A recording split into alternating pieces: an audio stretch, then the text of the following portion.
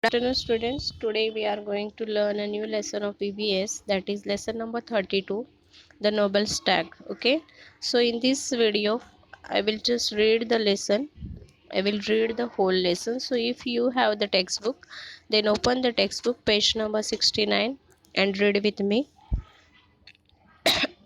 Lesson number 32, the Noble Stack. As we all know, King Brahmadatta of Benares was extremely fond of hunting.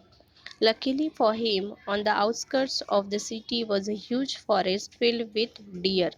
Among them there was a mighty stag.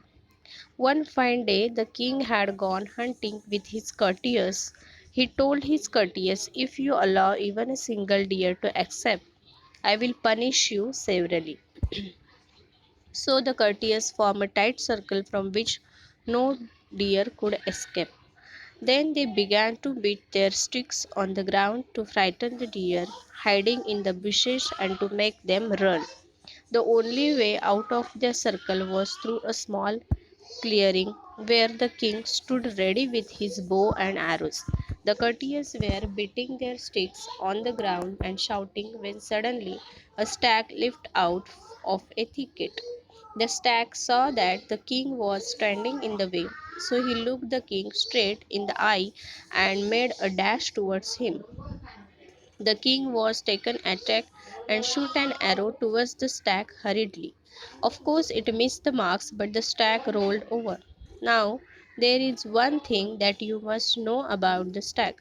It has excellent instincts and it's extremely good at dodging arrows whether shot at from the back, front, or even the top. If an arrow is aimed at its belly, it pretends to roll over and then jumps up and runs once the danger has passed. So, when the stag rolled over, the king thought that his arrow had found its marks. He lowered his bow and began to walk towards the stag. But the stag suddenly jumped up and shot past the men. When the courtiers realized that the king had been mistaken, they started to laugh. Now the king thought himself to be an excellent marksman and could not bear the taunts of his men. He grabbed his sword and set off into the forest in order to catch the stag. He chased the stags for quite a while and covered a long distance. The stag came upon a hole in the ground that was covered by a rotting tree and filled with slime.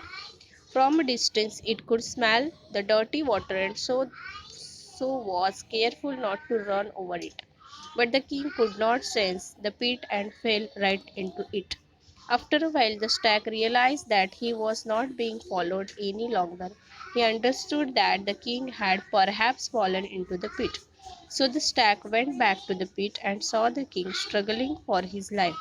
The stag felt very sorry for the king. He decided to save the king's life, even though the king was following him with the intentions to kill him. The stag told the king not to worry and to be brave for a while longer. He then caught a huge rock with his hind legs and lowered himself into the pit. The king caught hold of his neck and the stag climbed out into the level ground and carried the king to safety. The king thanked the noble stag again and again and asked him to return with him to Benares, where he could have anything and everything he wanted. But the stag did not want anything in return for his help. He just requested the king to rule wisely and well, be kind to animals. Then the noble stag disappeared into the forest.